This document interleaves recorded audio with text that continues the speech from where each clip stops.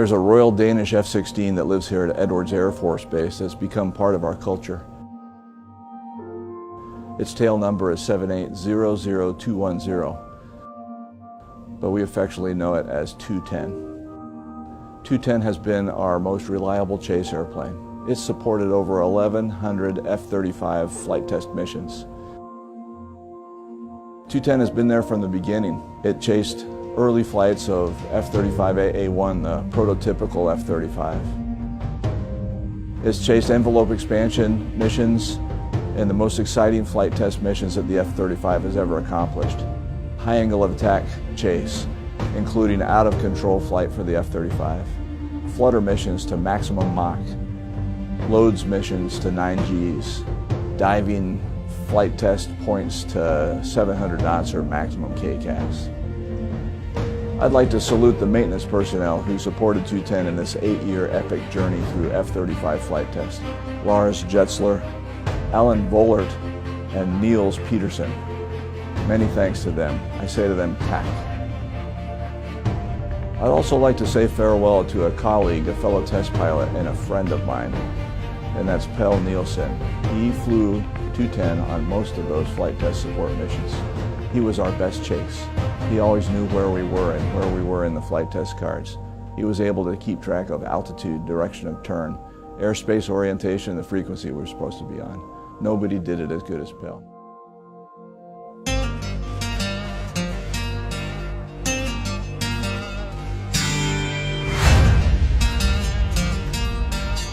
I'm Lieutenant Colonel Kasper Nielsen. My call sign is Pelle. I arrived out here at Edwards in 2008, where flight test was at its very beginning. The squadron didn't even have any aircraft yet, so essentially ET-210 was the first aircraft that became attached to the squadron. Since then I've seen the squadron grow from just a few people till today, where we are more than a total of 1,000 people and 14 test pilots. We've also gone from having no test aircraft till today, where we operate 9 test aircraft on a daily basis.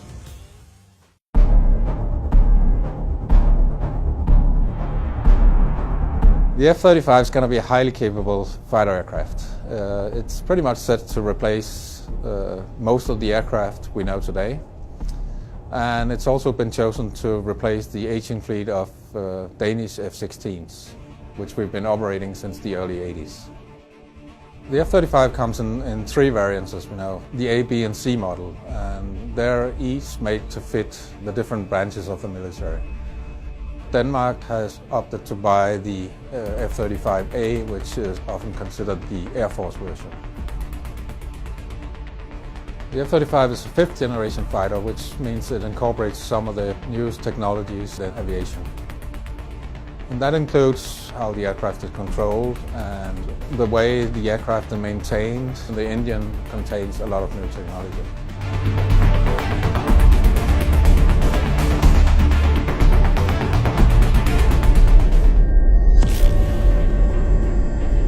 Flight tests of a new aircraft often take the aircraft to the limits and often even beyond. And that's of course also true for the F-35 program.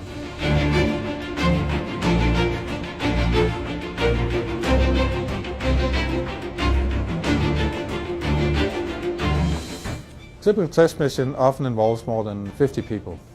It also requires a lot of assets. First of all, you need a test aircraft. You'll often also need a chase aircraft, and it's all controlled from a control room where a lot of the data is streamed down real time. Sometimes our test mission goes as long as 3 to 4 hours, so on these missions we will often also have support from air refueling aircraft. Typically start out in the morning with pre-simulation, where we try to simulate everything we're going out to do later.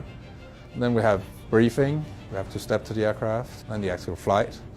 And after we land again, we have debriefing, where we analyze what we saw. So from end to end, a typical test mission often lasts as long as 8 to 10 hours. A test mission is very complex, and there's so much that can go wrong. In addition, all the people involved have to perform flawlessly for everything to be a success.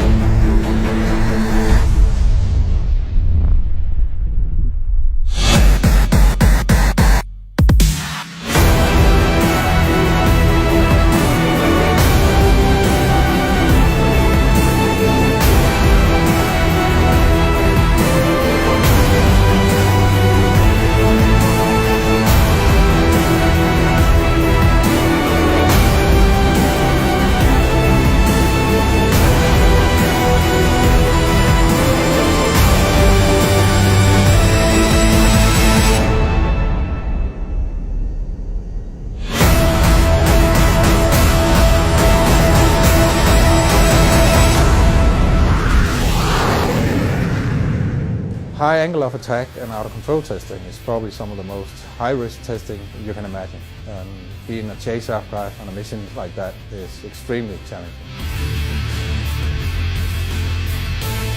High angle of attack takes us past the stall point of the airplane. And this airplane, once you get past that stall angle of attack, you can still move the nose around, up and down and side to side, and maneuver to get where you want to be in relation to your opponent. So it'll be a maneuver enhancing capability that the F-35 has that perhaps gives it the advantage to any adversary it might encounter. Not only that, it gives high confidence to the pilot flying the F-35 that he can do about whatever he wants to with the airplane, take it to the edge of its envelope, and not be afraid of departing controlled flight. Being on one of those missions was always very exciting because on every single mission you truly flew into the unknown.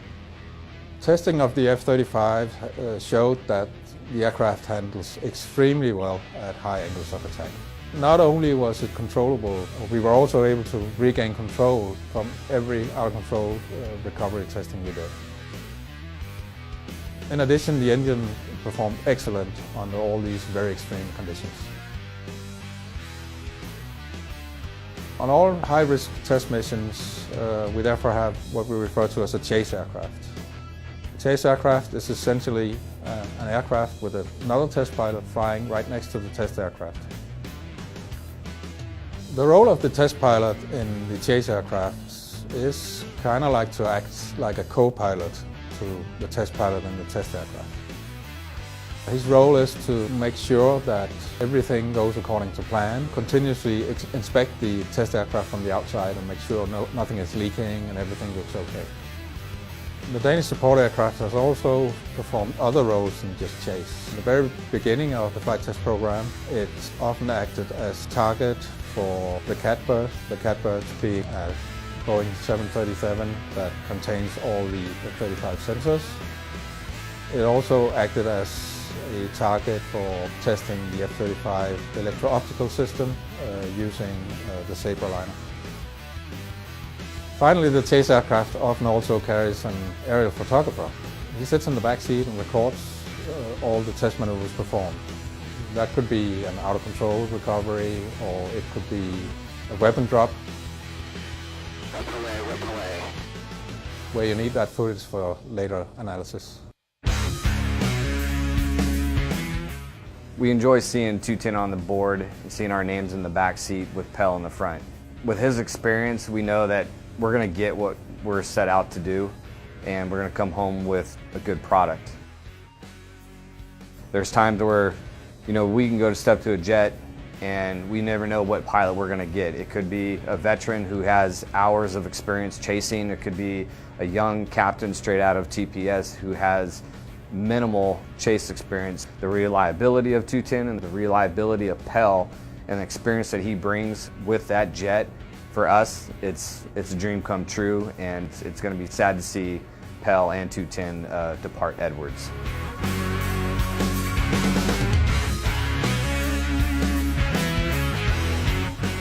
One of the best examples of the support and the integrated team here at the ITF is Aircraft 210. That F-16 has flown over 1,100 missions, 2,500 hours in the 8 years that it's been here. It accompanied every single F-35A that was at Edwards from Fort Worth to get it here. It's been part of over 400 high-risk test missions and a part of most of the firsts that this program has seen, from the first missile shot to the first gunshot to the first out-of-control event in the F-35 history. And just a perfect example of how, when that team comes together, it's working, and how everyone is committed to getting this program done and done right.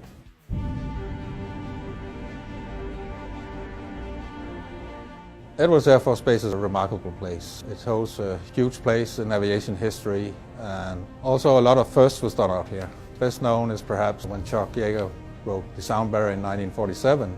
Still today, Edwards Air Force Base breaks new ground within aviation on a daily basis. Having watched the entire F-35 flight test program from within, there's absolutely no doubt in my mind that this aircraft is going to grow into one of the most capable fighter aircraft the world has ever seen.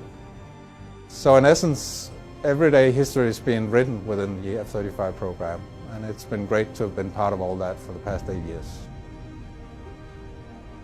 F-35 initial flight test will soon come to an end, and within the next couple of years, the F-35 will start to become a vital and important part of many air forces around the world, and that includes Denmark.